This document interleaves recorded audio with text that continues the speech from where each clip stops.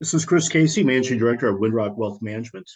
Today, we have the pleasure of being joined by Jeff Deist, President of the Mises Institute and well-known writer and speaker. Previously, he worked as a longtime advisor and chief of staff to Congressman and presidential candidate Ron Paul. So Mr. Deist has some great knowledge and insight on politics and elections. Jeff, thanks for joining us today. Good morning, Chris. Good to be with you.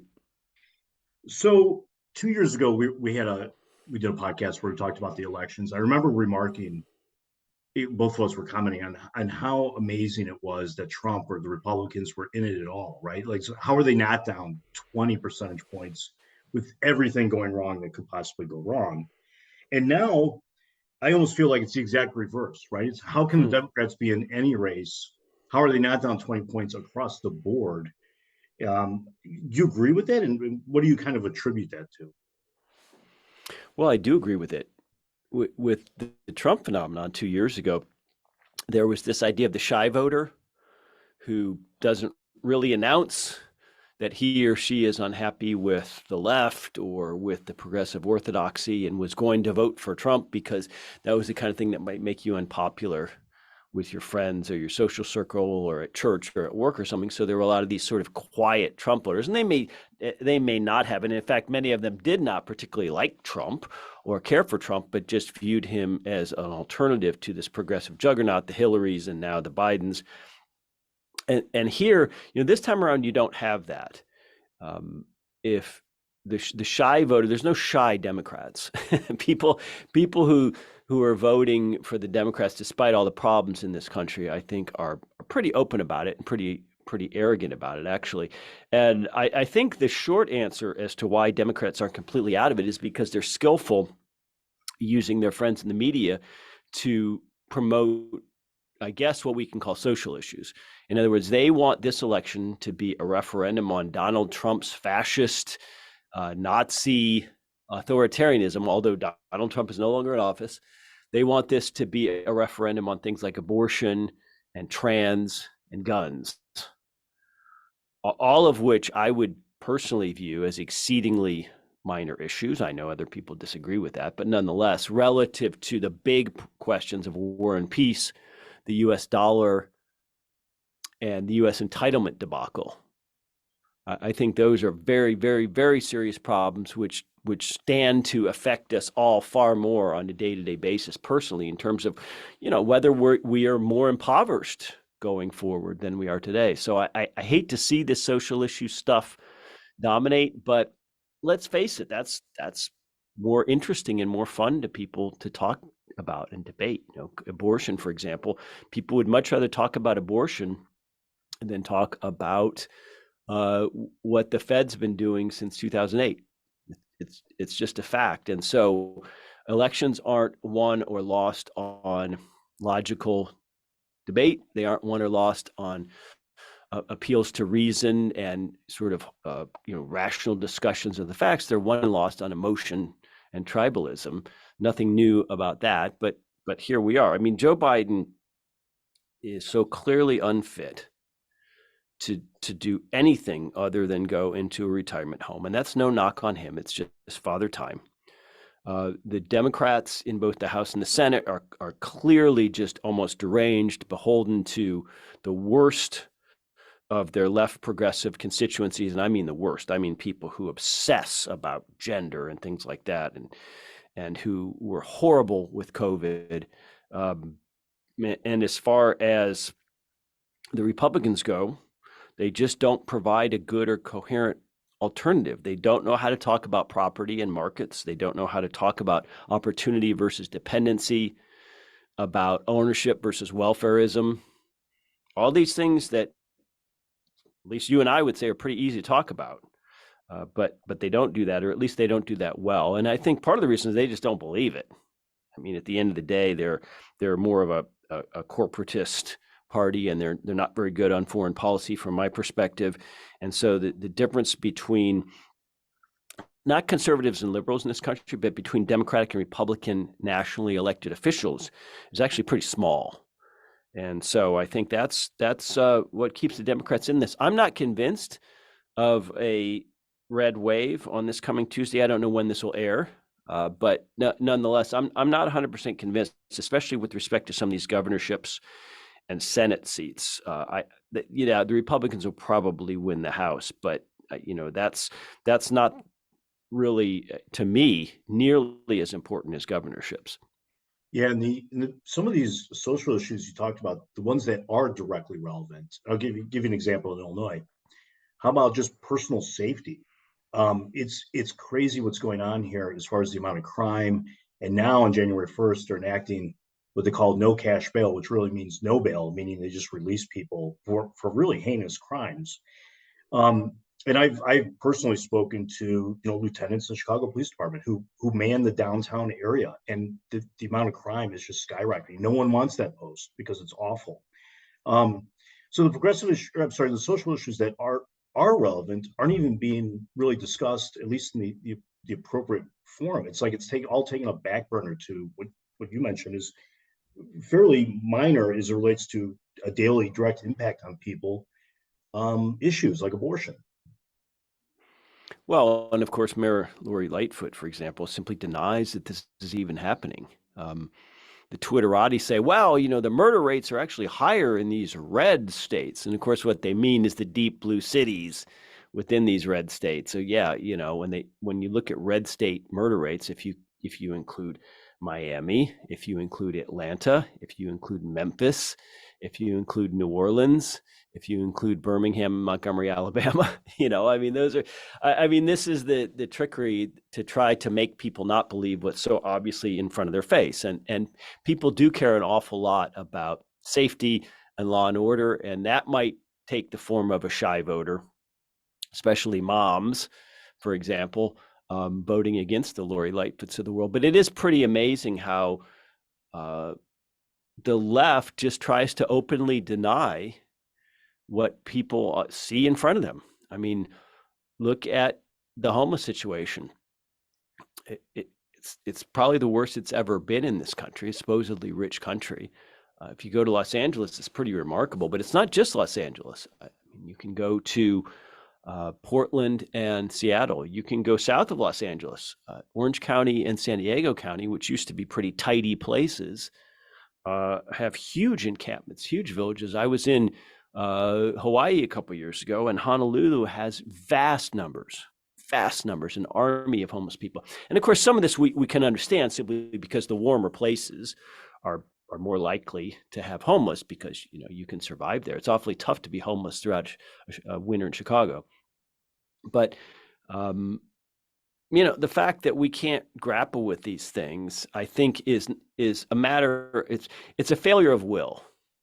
And a political failure. It's not that we couldn't figure it out and use some tax money, with some tough love to build some dormitory style places and impose rules on people dealing with drug abuse and mental health, and they'd be forced to work and this sort of thing. But we just lack the political will. And there's an awful lot of homeless people. Talk about social issues, homelessness.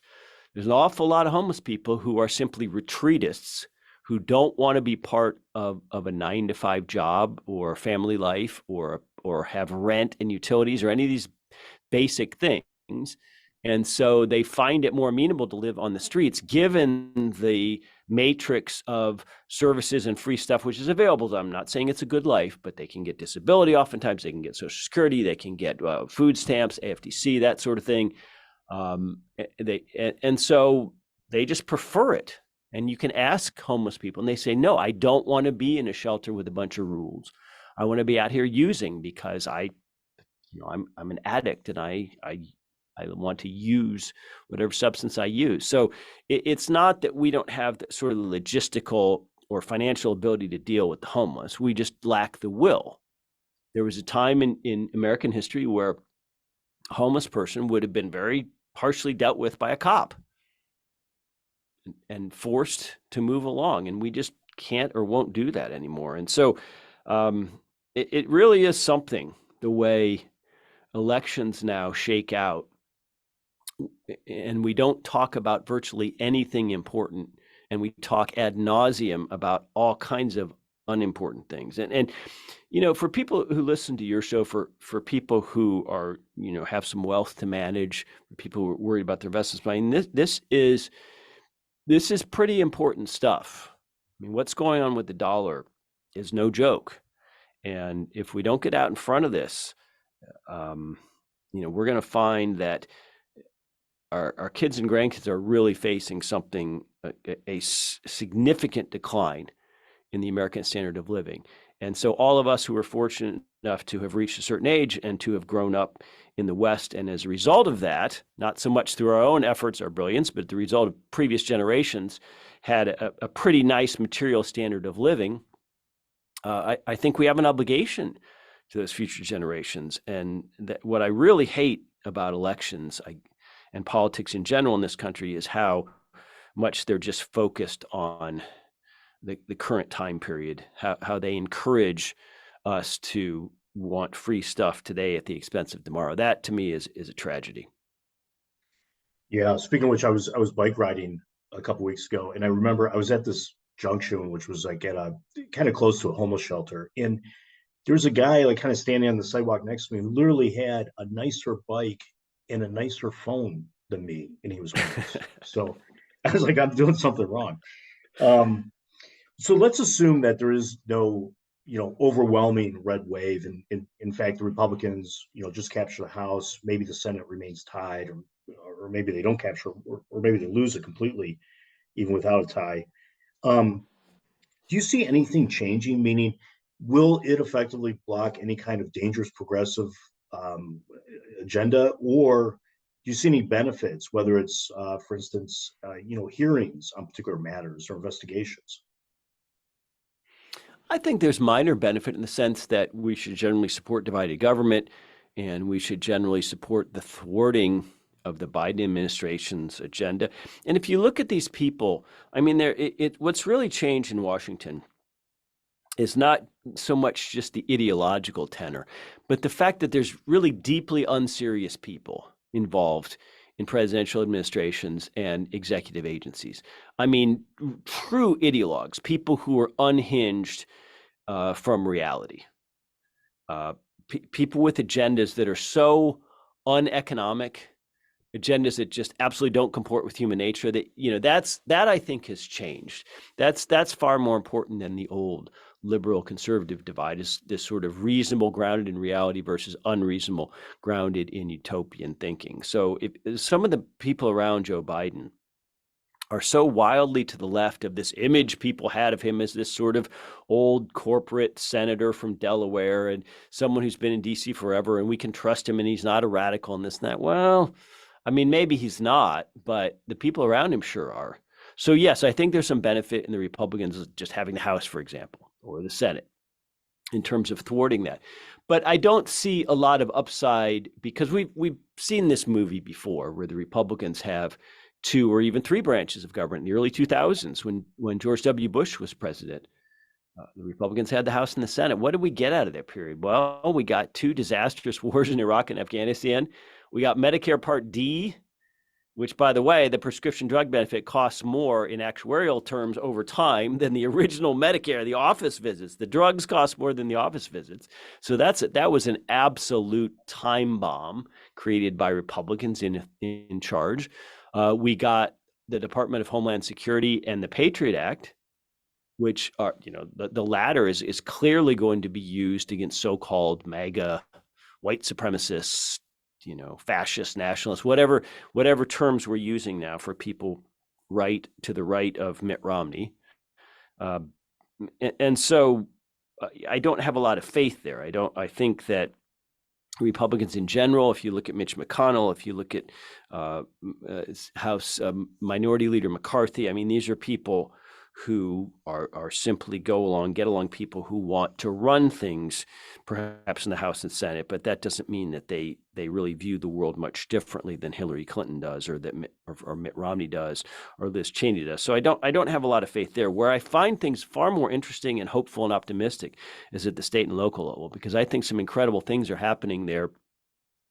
Some of your listeners might be familiar with Hans Hoppe, and he's written quite a bit about the dissolution of big sclerotic Western states into smaller parts and constituencies as something that is, may well happen in the future. And that's the opposite trend. If we look at especially the 20th, but also the 19th and 20th century were about Europe going from all kinds of small principalities and dukedoms and smaller states into these bigger mega states that we have today. And of course, we have the EU and the United States also during those same 2 centuries went from sort of these 50 states in a republic with a smaller federal government into basically the states becoming just glorified counties of the federal government in DC. So those centralizing political trends, those dominated the 19th and 20th century. Political centralization was the story in politics. But in the 21st,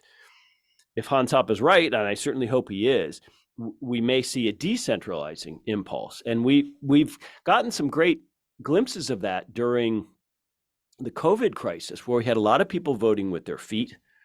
We had a great relocation happening within this country, is away from the more draconian COVID lockdown states towards the states that were more open for business, for school, for whatever it might be. And we saw a lot of crazy housing prices as a result of that. We saw governors asserting their own authority over their state's COVID rules, as opposed to having that come out of DC or the CDC or even internationally, the World Health Organization. And we saw a lot of countries around the world also not go with the international consensus and apply their own more localized approaches to COVID. So I think that was a very healthy thing. And so we have what was already starting in America before COVID was that the population was aging. The number of people over 65 is set to double by 2050. Older people in general, not always, but in general, they tend to leave colder climes because it's difficult to deal with 4 feet of snow when you're 80. So the Northeast places, and also places like Cleveland and Chicago and Minneapolis and Midwest, these areas were losing population relative to the Phoenixes and the Austins and the Orlando, Tampa, Floridas. So that was already happening sort of as a natural demographic shift of older people moving towards warmer climes. But I think it's really accelerated. And so now when we talk about New York City, I don't think of it in nearly the same way I used to. I don't want to go to Broadway play there. And, I have no desire now to visit. I used to visit several times a year. So that's, that sort of thing where the new America is along the southern half of, or where the energy is in the new America, certainly in the southern half of the country. And so that has a really profound effect on politics, because especially the northeastern part of the United States was like, for lack of a better term, more left-wing, more liberal, more democratic. And as it loses influence and resonance to the southern states, I mean, what Democrats were counting on, Chris, absolutely article of faith, prior to Hillary Clinton's incredible upset loss to Donald Trump, was that there was an inexorable, inevitable demographic shift happening that could not be stopped, which was going to turn Texas blue and which was going to turn Florida blue forever and ever. And then in the Electoral College, the Republicans could never again win a national election, and that we would have the Democratic Party in charge of this country, at least at the national level. There would be holdout red states like Nebraska or something like that, but Democrats would dominate. And so when the COVID Great Migration happened, it appears we don't have really good data yet. I mean, this midterm will provide some data, but it appears by voter registration that both Texas and Florida have become redder since COVID. Now, and if that's true, because remember, Ron DeSantis barely beat that Gillum guy. They had to count it late, and then it was just a few thousand votes or something. And now, if he wins handily this fall for the governorship of Florida, and wildly exceeds that margin, and that proves in a sense that Florida's become redder. I mean, that shift is going to drive a stake into the heart of the left-wing psyche in this country, because they were counting on Texas and Florida through migration domestically, but also immigration, to become blue states forever. And to have that challenge, maybe just paused or slowed, but maybe even reversed, that to me is pretty profound in its implications for national politics in this country. I mean, there's more deplorables than they thought, and they're living longer than they thought.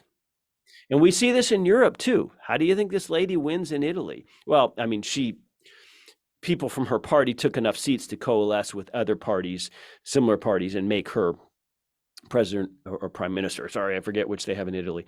How did Brexit happen? How does Viktor Orban continue to have pretty large Democratic majority support in Hungary? What's happening in Poland? It's just interesting that this sense of inevitability that the Hillary Clinton, sort of the globalist neoliberals had, that history has an arc, it's progressive, we're always getting better, just like the Whig theory. And of course, Hillary Clinton's the next president of the United States. We're finally going to have our first female president. She's super qualified. This is a gigantic feminist victory, a long time coming. And then it didn't happen.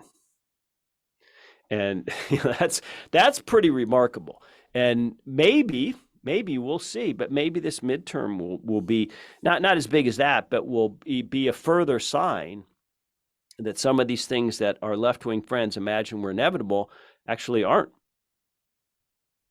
Yeah.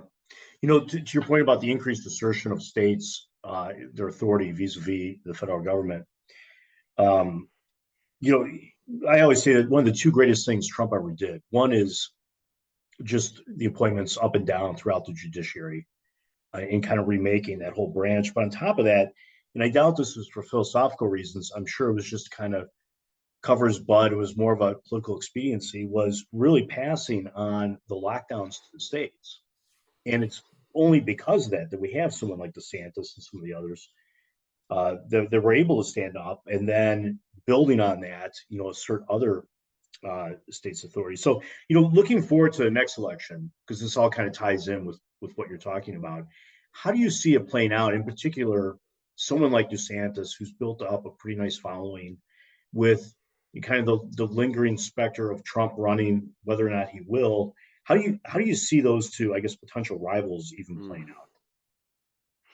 Well, I wish Trump would see the wisdom in stepping back.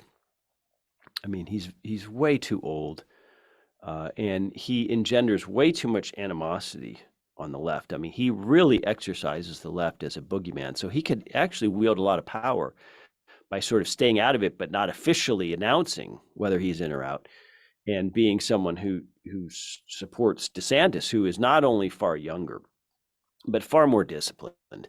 I mean, Ron DeSantis is, relative to Trump, the people he surrounds himself with, the way he thinks about things, the way he operates is so much more disciplined and rational. Bob Woodward wrote a book called Fear, which is about the Trump years in the White House. And Bob Woodward's a big critic of Trump. But nonetheless, if you read that book, I mean, it's pretty remarkable the way Trump would surround himself with sycophants. He would play them against each other. So rather than trying to come up with the best course of action, they'd all be trying to win favor with the boss. And then he installs his own daughter and son-in-law into these quasi roles where they have their own little cubby offices right off the Oval Office, but they don't have an official position within the administration. So it's both nepotist, but also fraught, because Ivanka and Jared, or Ivana, I forget, are sort of working crosswise against him and some of his cabinet. And then on top of it all, when you read Bob Woodward's book, you find that there was just open insubordination by his own department and agency chiefs. I mean, it was really remarkable. You have to go back to, let's say, JFK, with LBJ sort of undermining him by going to Vietnam and promising lots more troops. I mean, there was plain insubordination under Trump. His Joint Chiefs, his CIA, his Pentagon people, his own cabinet members. He would leave a meeting saying, "No, I don't want that. I want less in Afghanistan," and he would leave the meeting and they would just laugh and say, "No, we're not doing that," quite openly. I mean, this is what Bob Woodward has chronicled. And of course, he's doing this through testimony. I'm not saying it's all 100% true, but I believe that the thrust of it is true. And so you begin to say, well, what the hell difference does it make, Chris, who we elect? Because this deep state, for lack of a better term, the administrative agencies, they're pretty open. They're not deep. They really do operate independently of a president. Presidents come and go. They just do what they want. And you look at that and you think, is that going to be any better if we have some bruising Trump reelection bid? He's going to be close to 80 years old or however old he is. He's not, he's not super skinny guy. It's too much. And his ego is so vast that it clouded his judgment. He surrounded himself with people like John Bolton, who immediately started working to undermine him. I mean, his desire to be flattered is just off the charts.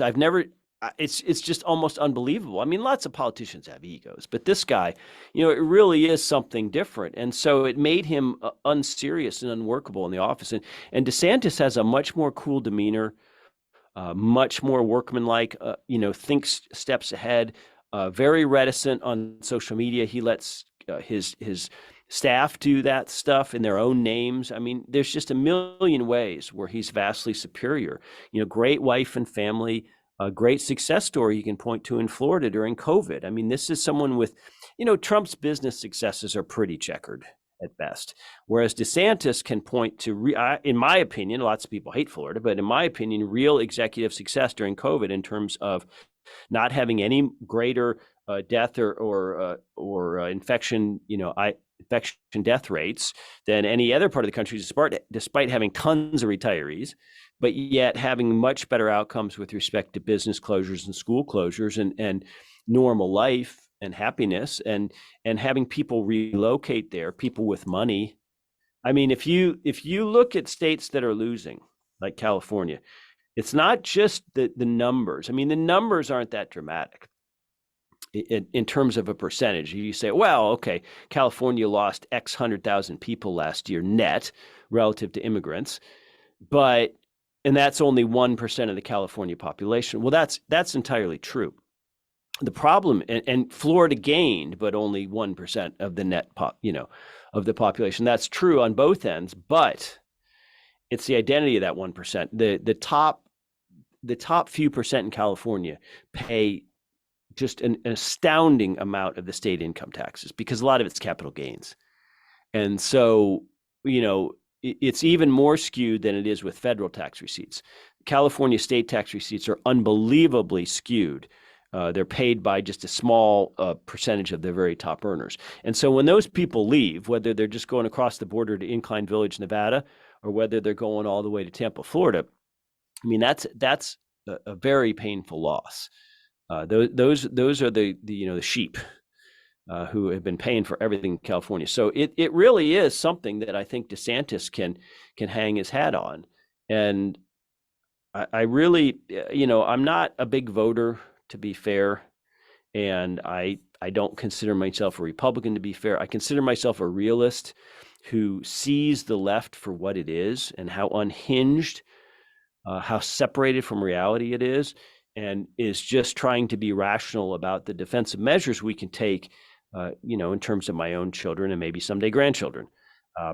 So that's my kind of pragmatic, hard-boiled thinking, which is that not only is DeSantis a much better candidate for all the reasons I mentioned, but also much more likely to win. I think Trump loses to Biden, or even, I don't know about Kamala Harris or whoever might be the candidate if it's not Biden. But I honestly believe that Trump does worse in total votes a second time around. I think people have really soured on him, and I certainly did with his. I don't agree with his fast tracking the mRNA vaccines amongst a tiny handful of cronyist, patent protected, liability immune pharma companies. I don't like pharma companies, and I don't think they really have our best interests. So for all those reasons, I mean, I really think DeSantis ought to be the nominee. And if the GOP can't quash Trump because he's just such a cult of personality, I mean, he's the kind of guy who would just go run independent or something. I mean, he just can't not be flattered. And in that sense, he's far more like Hillary Clinton than unlike. They both have this sort of deep-seated or atavistic need to be proven correct. So in that weird way, I'll connect him to Hillary. So boy, oh boy, I wish to hell, Chris, my personal opinion is that he would just care more about the country than his ego this time around. Yeah, it never even occurred to me, but I could see that if he went independent. I guess the only thing that perhaps would stop him from running either way may be his true deep-seated belief that they will, in his mind, rig the election and prevent him from winning. That because he doesn't want to be Yeah. humiliated twice. Or they'll Um, threaten him and his family with further civil or criminal prosecutions, whether that's federal or in New York State or whatever. In other words, say, listen, if you don't give this up, because they're scared of him. I mean, let's be honest. They're scared of what he represents and what he touches in the American people, which is a populist uprising. They're very, very scared of that. And they want him to be destroyed. And so one thing they could do is just say, listen, we are going to bankrupt you, and Melania and Barron and your family are going to be in penury, and you may well be in jail if you don't cool your jets. We're going to charge you, and the January 6th committee may charge him regardless, but prophylactically trying to cut him off from running. But the fact that they're still so hung up on Trump shows you that they're absolutely terrified of him. yeah. Well, the person I'm terrified of is Jill Biden because I can't imagine any spouse allowing the other one to proceed forward with a candidacy when you clearly have capacity issues, right? But so blinded by power, she obviously wants him to be president. Do you think though that given what we've seen over the last couple of years, that maybe with the next election, or she will sit him down, or maybe the power brokers or other close confidants, and say, "Listen, you really can't move forward," whether it's because they're concerned about him or they just want someone else for other reasons. Do you think that will happen, or do you think he will run in 2024? I think he won't, but I don't think it'll be about concern for his health. I mean, Jill Biden, come on. I mean, that woman has been at his side, and he has not been at the sort of nice, clean character he's been portrayed as, to put it mildly. He's a pretty bad guy. And look at this Fetterman candidate in Pennsylvania who had a stroke. I mean, where's his family? The idea that he should be amongst the rarest of rarities in the United States, one of 100 U.S. senators. I mean, it's so preposterous. And to be fair, I don't think Herschel Walker or Raphael Warnock have any business being U.S. senators in terms of their abilities. A U.S. senator should be in the top 1% of all Americans in terms of intelligence, demonstrated ability and aptitude, achievements, Character. character, judgment, temperament. They shouldn't be elected by popular vote. They should be appointed by state legislatures. They shouldn't be representative of anything but states, not of voters. I mean, the whole thing is just so fraught. They shouldn't come from the U.S. House. They should generally be, I mean, a tremendous cut above U.S. House members. And they used to be more Ivy League, more wealthy, et cetera. But now you just get these absolute hacks. And so, the fact that John Fetterman, is that his first name, could even sniff the U.S. Senate, I mean, is just such an indictment of our system. And nobody wants to do this now. I mean, you almost have to be Mitt Romney and be really wealthy to even put up with it. But it really is something. I mean, Raphael Warnock is a crazed left-wing hate monger. He's like a hate preacher against white people. Herschel Walker is, by all accounts, kind of a dopey guy, a sweet guy, obviously a football star, but I mean, he has just terrible personal peccadillos and not very articulate. He can't really speak well. I mean, the U.S. Senate ought to be a place. Wow, and then you look at the presidency, and that ought to be even a step above that. So I don't think Biden will be the nominee. He certainly won't be if this coming Tuesday goes badly for Democrats. That'll be the end of him, and they'll start patting him on the head. And what you'll see, and we've already seen this to an extent, but you'll see friendly outlets start to come out with these ambushes against Biden, start to question his health, come up with things because they'll want to bury him. And so there will be political dirty tricks now against Biden to make sure he gets the message, hey, you're not running again. Now, who does that leave them? I don't think Kamala is a viable candidate. She didn't win a single primary. She didn't get a single electoral college vote. I think Gavin Newsom in California, I mean, he certainly could rehabilitate himself between now and then.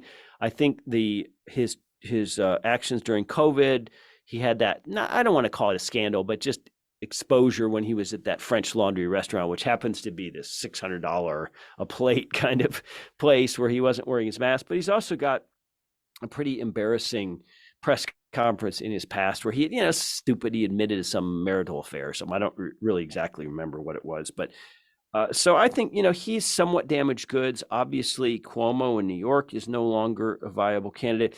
And as for these senators that the Democrats might want to run, like Amy Klobuchar, people don't like senators for president. They haven't had a lot of them. And they haven't done all that well. I mean, if you look at, obviously, Ted Kennedy was a lion of the Senate and couldn't manage to get across the finish line. That's pretty. Mitt Romney, well, he became senator after, but there's just something about senators where we view them as kind of these genteel types. Obviously, some have made it to the presidency, but people like governors a lot more because of the analogy. Well, it's experience, it's an executive position, especially when you're from a big state like Florida. So, I think the Democratic bench is pretty soft. What about Pritzker? It's amazing that I would even bring him up because, as far as I can tell, everything he's done has been a disaster. But I think I've underestimated him, Pritzker being the governor out of Illinois, in that fact of, he doesn't look like a particularly bright or savvy guy, and yet I think politically he may be, because it seems like he's done some really smart political moves. I think he's clearly interested in the presidency. Well, it's wide open. I think Trump's very beatable. And I don't think, no matter how much you hate DC or the status quo, I don't think the majority of Americans are ready for Trump part two. It's just too much. There's just a fatigue there with this guy. And so that means that DeSantis ought to be the front runner if we had a rational GOP. So if you're a Democrat and you're looking at that, I mean, you need a big name. You're scared of DeSantis. You're even a little scared of Trump. So I don't think a Pritzker. I think they need, a Hillary Clinton.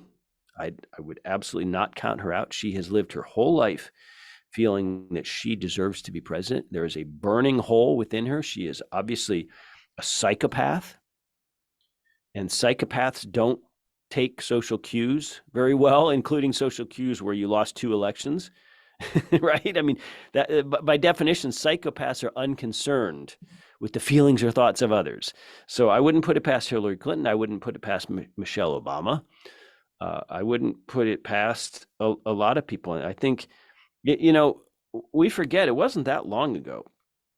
There were something like 10 or 12 Republicans on the stage. You had Mitt Romney. You had Ted Cruz. And Ted Cruz is kind of a son of a bitch, but say what you will. I mean, Alan Dershowitz would tell you he was a brilliant law student. I mean, he's very hacky in his public persona, but he's a smart guy. He's actually a capable guy.